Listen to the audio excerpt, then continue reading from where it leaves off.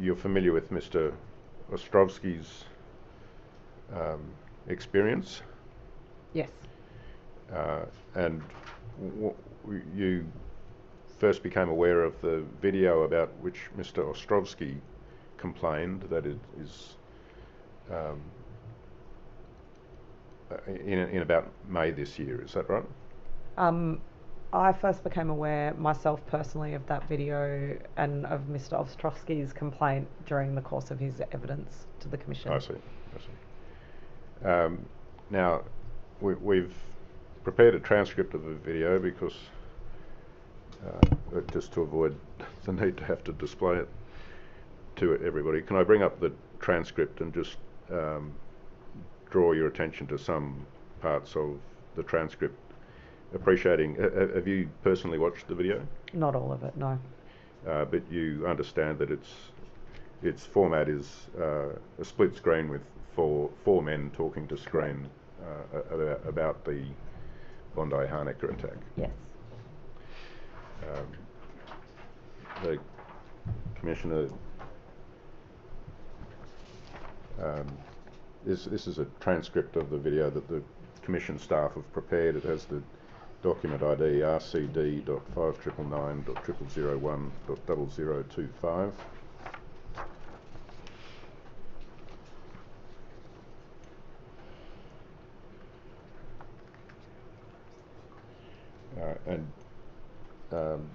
Just to be clear, Ms. Lord, this video was posted to YouTube and remains available on YouTube?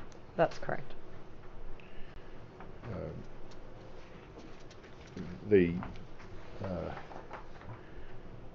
first page of the transcript sets out the individuals on the screen in the video talking about the Bondi Harnacker attack, and the reference, the second reference attributed to person one, so this guy survived, that this guy's referring to Mr. Ostrovsky, right? Yes, that's my understanding. Yeah. And you'll see about 2/3 of the way down the page, person one suggests this guy's a front man, he's some intelligent asset. Person three says he has a degree in theatre. And then person one at the foot of the page asks questions how he could happen to be there on the spot on the day, and there's an explicit reference in the second line to very crisis actor-ish. You see that? Yep. Yes, yep. I can see that. And then on the second page,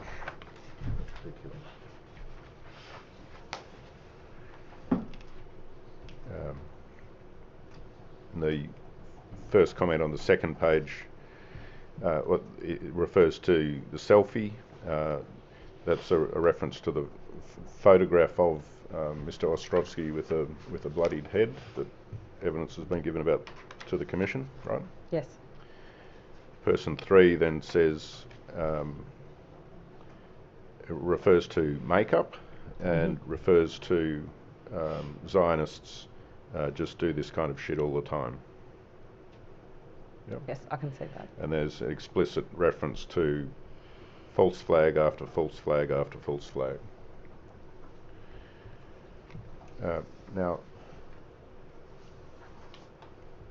it would appear from the guidelines that I took you to explicitly earlier in your evidence that constitutes a very clear breach of YouTube's community guidelines. Is that your view? It's not a question of whether it's my view, but I appreciate your question. What I have been told from the teams that have reviewed the video is that it is non-violative and it remains on the platform. I think what you'll be getting at here is whether that violates our denial of violent events component of that policy. And my understanding from what's been shared with me is that that part of the policy is looking at denial of the event itself or denial of victimhood, not questioning motivations and actions around it. Yeah, well, I appreciate this isn't your decision to make or unmake, Ms. Lord, so don't take this as a personal criticism, but I took you to the hate speech policy, which said in terms, we don't allow content that promotes hatred on the basis of, among other things, being victim of a major violent event. So could it seriously be considered, in your view, that this does not violate that policy? So as I just explained, what I understand at that component of the policy is it's not that it's that people weren't victims of the event as in a loss of life. So it's denying that loss of life of the event is my understanding of how that policy is applied. Then what about the aspect of the criticism from the four amigos that criticise Mr. Ostrovsky as a Zionist actor or as an intelligence asset? Surely that incites hatred towards him based on his characteristic as a Jewish Australian. Look, all I can say is that I know the teams have reviewed the video and they've determined it to be non-violative, and beyond what I've shared, I don't have any understanding in any detail of the basis on which they've reached this conclusion under the hate speech policy. What I will say is that where terms like Zionists are used, Zionist is obviously not a protected group under our hate speech policy, but where it is being used to as a proxy for a protected group and that content is violative, the content will come down. But the teams have reviewed this thoroughly as a result of it being referenced here at the Commission. And my understanding is that it's been reviewed again at quite senior levels to confirm that decision. Well, that may make matters worse, Ms. Lord, rather than better. Anyway, I'll ask another question about this. The Commission sought production of some documents about this, and you've addressed this in your supplementary statement. Mm-hmm. I'll show you the document that was first provided to the Commission. It's GOG.007.001.001_R.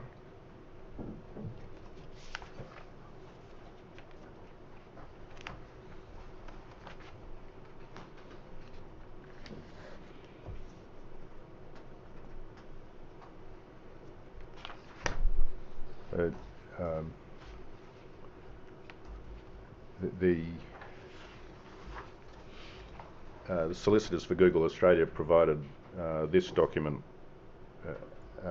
in the first instance in answer to a request for any reasons for the decision, and you'll see that initially a confidentiality claim was claimed both over the decision and the reasons. Mm-hmm.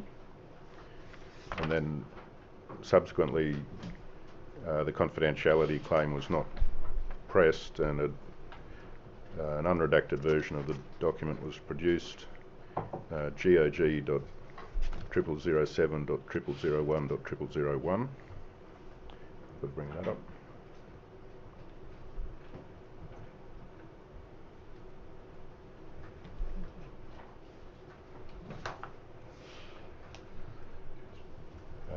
So this is the unredacted version, which simply indicates the decision that it does not violate the guidelines, and the reasons is that it does not violate the policy in relation to protected groups or denial of a major violent event. Mm-hmm.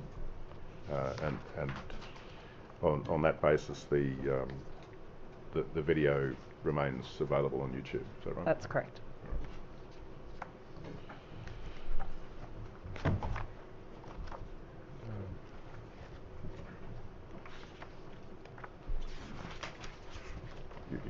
You're the representative who is here on behalf of YouTube, Ms. Lord. I suggest to you that it shows a really serious deficiency in YouTube's guidelines, that this video, after review at the highest levels, remains accessible to the public. Thanks, Mr. Lancaster, and I appreciate that feedback, and we'll be sure to share that internally as well. I mean, what I would say in response, obviously, is that we set our guidelines for our platform, and as I'm sure you'd appreciate, and as we've seen successively in Australia, the difficulties in regulating speech and regulating content, right? It's hard, it can be sensitive, and there are always trade-offs. We have spent a lot of time thinking about where we draw that line, and we continue to reevaluate where we are doing so. But I think, as we've touched on previously, were the government to determine that, you know, Australia required regulation or some form of regulatory intervention in this space, we would be, you know, open to that, and obviously then content would be blocked on our platform in accordance with local law.